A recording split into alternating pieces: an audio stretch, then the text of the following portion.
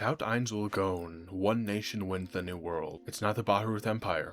It's not the Riestes Kingdom. It's not the Dragon Lords. If you remove Nazarick from Overlord, the world does not just go back to normal. Everything that was already happening just keeps going without the walking catastrophe that is Ainz. And the faction that benefits from almost all of it is the same faction that was already moving pieces around before Ainz ever showed up, the slain Theocracy. So today, we're going to be looking at what happens if Ainz and Nazarick never arrive in the New World. It's a much slower apocalypse than the world we know. Hello everybody, my name is Nachakeno, and welcome to What If Ainz Didn't Get Isekai'd. Now, to make this scenario work, we need to set a few rules. The old history of the New World still happened. The 6 great gods still appeared, humanity was protected by them, and the slain Theocracy built itself around their legacy. The 8 greed kings appeared, and still warred against the Dragon Lords. World items and players still shaped history. The only major change is simple. On the final day of Yggdrasil, Momonga takes all of the world items Nazarick has, probably using the Throne of Kings as a hat, and logs off before the shutdown. Nazarick never transfers.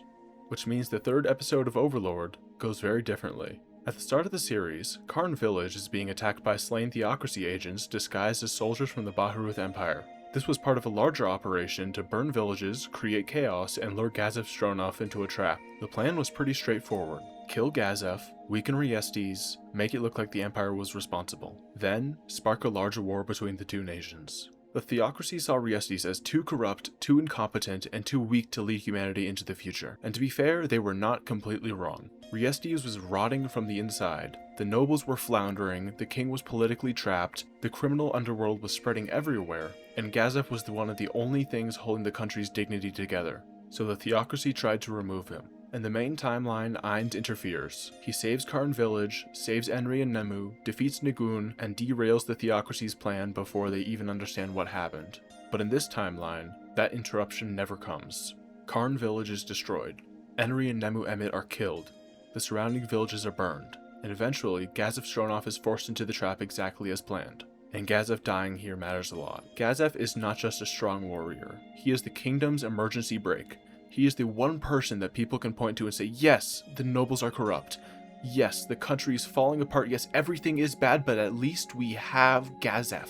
He is the national symbol of Riestes' military strength and honor. And in this timeline, the slain Theocracy removes him in the opening move. Nagun Gridluin, the captain of the Sunlight Scripture, comes face to face with Gazef.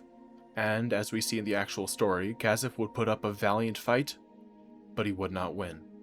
Against wave after wave of summoned angels, surrounded, exhausted, and cut off from support, Gazef eventually dies. And honestly, I don't think Nagun even needs to use his Dominion authority. He has it, obviously. If Gazef somehow pushes further than expected, Nagun can still pull it out. But without something far outside the Theocracy's calculations suddenly appearing, Gazef is simply buried under numbers. The Sunlight Scripture completes its mission. Karn Village is gone, Gazef is dead, and the Theocracy goes home having successfully removed one of the kingdom's most important defenders. After that, they probably get redeployed to the Dragon Kingdom or the Abelian Hills to continue exterminating beastmen, which was their stated purpose in the first place. So, that's the first domino. But before Gazef's death can fully ripple through Riestes, there is another disaster forming inside Irantel, Clementine. You see, at this point, Clementine had defected from the slain Theocracy and the Black Scripture, and she was actively being pursued by the Windflower Scripture. She had also stolen one of the Theocracy's national treasures, the Crown of Wisdom. The Crown of Wisdom is basically a holy lobotomy helmet. It turns the wearer into a living magic item capable of casting powerful magic spells, but it destroys their mind in the process. The problem is that not just anyone can use it. The person has to actually be compatible with the item, and the odds of that are absurdly low, like a 1 in a million chance. Unfortunately, for everyone in Irantel, Inferior Barrier exists. Clementine arrives in Irantel and meets with Khajiit Dale Badentel, a member of Zuranon, a secret society of evil necromancers. Clementine offers Khajiit the Crown of Wisdom to use in his plan. Most likely, she is trying to create enough chaos to distract the Theocracy while she continues fleeing. Khajiit gets a way to strengthen his ritual, Clementine gets a giant mess to hide behind, and Irantel gets to suffer because 2 of the worst people in the area just happen to meet each other. In the main timeline, Momon's actions interfere with this. The Swords of Darkness are involved with Inferior because of a quest connected to Momon. Ainz becomes invested in the situation. Clementine and Khajiit end up running into a level 100 undead magic caster pretending to be an adventurer, which is not something they could have planned for. Here, none of that happens. Clementine and Khajiit likely kidnap Inferia successfully. The Swords of Darkness probably do not die in the same way because they were only accompanying Inferia due to the events caused by Momon. They may not be involved at all. They may live to see another day. Inferia is taken. The Crown of Wisdom is forced onto him. His mind is destroyed and he is turned into a living item. Then, he is used to cast the Undeath Army spell, strengthening and hastening Khajiit's plan. And then Irantel gets hit. Now, Irantel is a border city, so it's not exactly defenseless. It's militarized because of the constant threat from the Baharut Empire. But unfortunately, the cemetery is inside the city, which means that Khajiit's undead do not start outside the walls. They start on the inside. And that's a very, very big problem. The guards and adventurers nearby would be far too weak to stop the initial wave, especially if Inferia is being used to summon more undead. The city would descend into chaos very quickly. Now, Khajiit's larger plan is to create what he calls a spiral of death. The idea is that if enough undead gather in one area, stronger undead will begin to appear. Then those stronger undead cause even stronger undead to appear, and the cycle continues until eventually Khajiit can use all of that negative energy to turn himself into a lich. Great plan. Except all of it is based on the misunderstanding of the fallen Inferia. If you want to break down on that, go check out my Evil Eye video. The short version is that Khajiit's idea would not work at all. He's not about to recreate what happened to Inferia with undead hordes roaming all around. He's not going to become some supreme undead being through one city's worth of corpses. What he does have, though, is still very dangerous. Hundreds, maybe thousands of regular undead. Specialized undead like necroswarm giants. And most importantly, the 2 skeletal dragons under his control. Clementine, meanwhile, probably does what Clementine does best. She hightails it right out of there. Once the city is in chaos and the Windflower Scripture is distracted, she continues running. She may evade them for a while. She may even make it pretty far. But eventually the Black Scripture would probably be sent after her, and at that point her options become very limited. Either they kill her, or they capture her and drag her back to the Theocracy. But Irantel still has to survive the mess she helped create. And that is not guaranteed.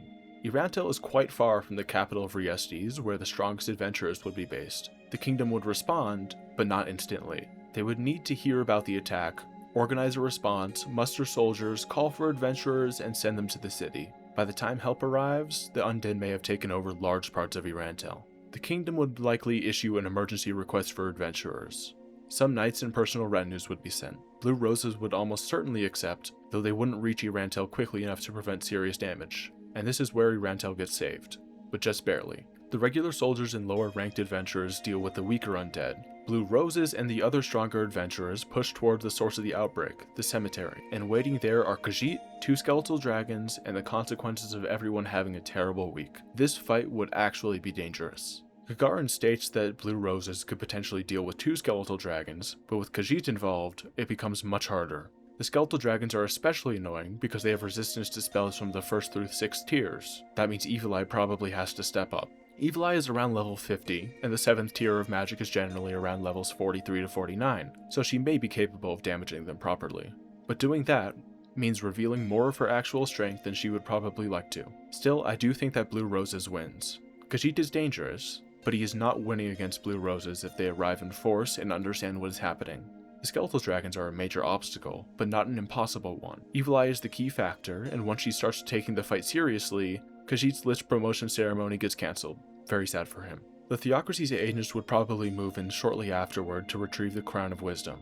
Whether they bother to peel it off Inferia is an open question. I'll leave it up to you. Either way, Irantel survives. Barely. But now, Riestes is in a terrible position. Karn village is destroyed. Several nearby villages have been burned. Irantel has just suffered a massive undead outbreak. Gazef is dead. The kingdom has lost its greatest warrior, its symbol of national strength, and possibly the royal armor and sword with him. Then, across the border, the bloody emperor, Jerknev Rune Farlord El Nix, looks at all of this and sees it for exactly what it is, an opening. Jerknev is not the kind of ruler who sees a collapsing enemy and says, let's give them time to recover. The annual wars between Baharut and Riestes already existed to slowly weaken the kingdom. The empire would come in, force the kingdom to raise peasant levies, disrupt agriculture, exhaust them, and then leave. It was not about winning battles. It was about grinding Riestes down year after year. But this is different. This is not another controlled slap to the face. This is expecting a slap and getting a mallet to the skull. Normally, Irantel serves as the first line of defense. The Great Forest of Tob acts as a natural barrier between the kingdom and the empire, filled with dangerous monsters, and Irantel helps to plug the gap between their territories. But now, Irantel is damaged. The kingdom is reeling. Many of its soldiers and adventurers, while at Irantel, are very much focused on the undead crisis. Gazef is gone and the surrounding villages are in ruins. So I think that the empire pushes hard. Jerknev would probably commit a serious force, possibly including the Imperial Knights, and take Irantel before the kingdom can properly recover. Once Irantel falls, the empire does not need to conquer the entire kingdom immediately. It just needs to take enough important territory to force Riestes onto the defensive, so the empire pushes further. Maybe towards nearby cities like Ipespel, Ilaitono, and Iraivo. They capture key positions, secure supply lines, and force Riestes to respond under the worst possible conditions. The kingdom, meanwhile, has to do what it always does.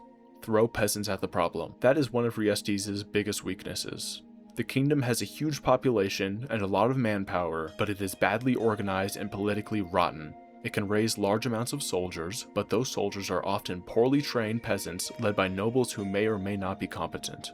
And with Gazef gone, there is no central military figure strong enough to stabilize everything. The Empire knows this. Jerknev knows that the kingdom can eventually bring enough manpower to make the war expensive, so he needs quick wins. He needs to take territory, consolidate, force favorable terms, and prevent the kingdom from recovering all at once. At the same time, the kingdom is reallocating almost all of its fighting-aged men to the front, which means towns and cities away from the battlefield become even more vulnerable. And then the Eight Fingers take advantage of that, because of course they do. The Eight Fingers crime syndicate was already one of the forces killing Riestes from the inside. With the army distracted, the nobles panicking, and the war effort consuming attention, they get more room to operate. Drug production expands. Corruption spreads. Officials are bribed or threatened. Common people suffer even more, and the kingdom keeps bleeding from both sides. The Empire's cutting into it from the outside, and the Eight Fingers are eating it from the inside. From here, I think that Riestes has two possible futures: the stupid timeline and the slightly less stupid timeline. In the stupid timeline, Prince Barbro survives this war, eventually takes power, and makes everything worse. He is arrogant, politically careless, and exactly the kind of ruler the kingdom does not need during the national crisis. Under Barbro, Riestes probably gets fully annexed by the Baharuth Empire sooner rather than later. In the slightly less stupid timeline, Barbro dies during the war. Maybe he leads some arrogant attack into the enemy lines and gets himself killed. Maybe the Empire arranges it.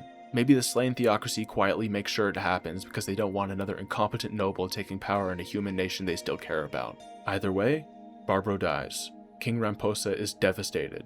The nobles are impatient. The people are suffering. The war is going bad and the country is falling apart. Eventually, Ramposa accepts Baharuth's terms in exchange for a temporary non-aggression pact. Then he resigns. The crown passes to Zanak. This is probably the best case scenario for Riestes that does not involve Ainz showing up and accidentally turning the whole board over. Zanak is not perfect, but he's far better suited to the crisis than Barbro. He understands politics. He understands nobility, and he understands that the kingdom is rotting. Most importantly, he is willing to work with Renner. Though terrifying to be around, we know that Renner is also terrifyingly competent at dealing with corruption. Renner has already built a reputation among the common people by banning slavery and proposing anti-corruption and anti-crime measures. She was also connected to the Blue Roses, who had been contracted to destroy Eight Fingers' drug fields. So under Zanak, I think that the kingdom tries to stabilize itself by expanding that effort. More adventurers are hired. Some may even be given permanent stations, almost like a kingdom version of the Empire's professionalized forces. They are used to fight the Eight Fingers, protect towns, and restore some order where the normal military cannot. While Zanak handles the noble houses, Renner appeals to the common people and quietly manipulates everything she can reach. All she needs is climb to be happy. Blue Roses and other adventurers help attack the criminal infrastructure. And honestly, this might work. Not perfectly, and not quickly, and not without a lot of people suffering first. But Riestes would become slightly less terrible, which isn't saying much, but it is still an improvement. At that point, the slain Theocracy might even reconsider its stance towards the kingdom. If Zanak proves himself competent and Riestes starts cleaning itself up, the Theocracy may no longer see full annexation into Baharuth as the only viable future for the region. So, Riestes' fate is uncertain. It might survive under Zanak, it might get annexed by Baharuth, it might temporarily recover only to collapse in the next war. I'll leave that part open because once Nazarick is removed, this is where the timeline branches out pretty heavily. But even in the best version, Riestes is badly wounded. The Empire has taken territory. The Eight Fingers have grown stronger. The kingdom has survived, maybe, but it is not the same country anymore. Now, Riestes is the messy one. Everyone else is much cleaner. The Lizardmen probably get the best deal here because Nazarick never invades them. They continue living around the Great Lake, they remain divided without a greater threat to unify them, but they also don't have to deal with Cocytus showing up and turning their entire civilization into a training exercise. So honestly, good for them. Somehow, the Lizardmen might be the biggest winners in this timeline. The dwarves, unfortunately, do not get that retirement package. The dwarf kingdom is still being pressured by the Kogoa. Without Ainz negotiating with them, and without Shaltir casually deleting the Kogoa's confidence in their own existence, the dwarves are in a very bad position. They may eventually be forced out of the Azerlegia Mountains entirely.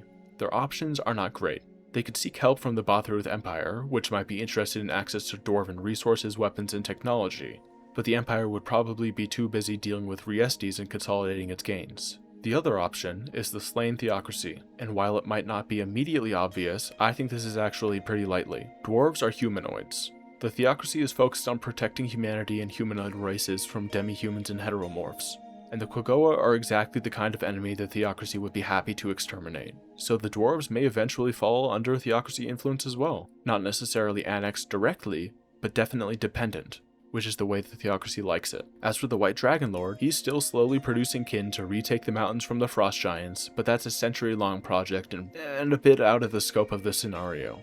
He can stay in his cave and continue the family business. The Holy Kingdom is mostly fine, which in Overlord terms means that while it's still surrounded by horrible man-eating monsters, it isn't currently being used as part of Demiurge's war crimes project. Without Nazarick, there is no Yaldabaoth invasion, no massive demi-human coalition being organized by Demiurge, no Holy Kingdom being turned into a staged nightmare to sell runecraft and build political dependence. The Great Wall continues to do what it was built to do. The Holy Kingdom remains militarized, religious, and constantly wary of demi-human threats. It repels smaller, more disorganized attacks when they happen. So the Holy Empire survives. It doesn't change in any dramatic way, but it avoids the catastrophe that Nazarick brings in the main timeline. The Elf Kingdom is where the Theocracy's victory becomes much more obvious. In the main timeline, the Theocracy is already at war with the Elf Kingdom, but Nazarick forces them to adjust their priorities. They have to worry about the Sorcerer Kingdom, the Shaltir incident, and the unknown undead superpower that suddenly appeared out of nowhere and is rewriting all of the rules. Here, none of that happens. The Theocracy can focus more of its attention on the Elf Kingdom. It doesn't magically gain new power, but it does gain freedom. It can take its time, keep applying pressure, grind the elves down, and wait until the situation is favorable. And once its other fronts are stable, I think they send Antolin to kill the Elf King. Decim Hogan is powerful, but Antolin is one of the strongest beings in the Theocracy, and this is exactly the kind of mission she would be used for. I think she succeeds, and the Elf King dies. The Elf Country is either conquered outright or turned into a Theocracy-controlled protectorate. The Theocracy gains territory, influence, resources, and prestige, and there is no one nearby strong enough or motivated enough to stop it. Which brings us to the Platinum Dragon Lord. In this timeline, he does even less than he does in the main timeline, which makes sense. Platinum Dragon Lord cares about players. He cares about the consequences of players. He cares about the beings he sees as the Dragon Emperor's filth. The Slain Theocracy is dangerous. It's fanatical. It worships the legacy of players and has godkin and world items. It is absolutely a threat, but it is not a new tomb filled with level 100 monsters suddenly appearing in the world. It's not Ainz Gon establishing the Sorcerer Kingdom, so Platinum Dragon Lord watches, which is historically one of his favorite activities. He may keep an eye on the Theocracy, he may consider them dangerous, he may even prepare countermeasures in case they go too far, but I don't think he moves against them directly. Not yet. And that's the important part, because the Theocracy doesn't need to win instantly. That's not how they operate. They are not Nazarick. They are not going to appear one day, massacre an army with a single spell, establish a new country, and terrify every nation around them into reacting. Their strategy is much slower than that. Remove Gazef, weaken Riestes, let Bahareth do some of the work, pressure the Elf Kingdom, protect or absorb useful humanoid nations, exterminate enemies that threaten humanity. Then wait, and without a sudden superpower forcing everyone to react, that strategy works. And that's what makes this timeline so dark. Ainz is treated as in the main story as an apocalyptic invader, and he absolutely is one. He conquers nations, massacres armies, creates the Sorcerer Kingdom, and turns the political order of the New World upside down. But he also interrupts almost every other disaster that was already happening. Gazef survives because Ainz appears. Clementine and Khajiit fail because Momon gets involved. Riestes lasts longer because Nazarick disrupts the old balance of power. The Theocracy is forced to panic because something much stronger than them appears on the board. Remove that, and the new world does not become peaceful. Riestes collapses or survives as a broken shell. The Elf Kingdom falls. The Dwarves are pushed into dependence. The Holy Kingdom remains boxed in. The Dragon Lords watch from a distance. And the slain Theocracy sits at the center of it all, stronger than it was at the start. Which is kind of funny, because in the main timeline, Maruyama has clearly built the Theocracy as being Nazarick's primary enemy other than the Dragon Lords. They are one of the few factions with the history, tools, and ideology to actually matter on the larger stage. But without Ainz, they do not become that final obstacle. They just become the future, because the new world isn't headed towards peace. It's headed towards the hegemony of the slain Theocracy, and all they needed was time. I wrote out this hypothetical situation just to explore a fun scenario, so I hope you enjoyed it too. If there are any other kinds of videos or topics you'd like me to cover, please let me know in the comments. This has been Nachakeno, and I bid you a fond farewell.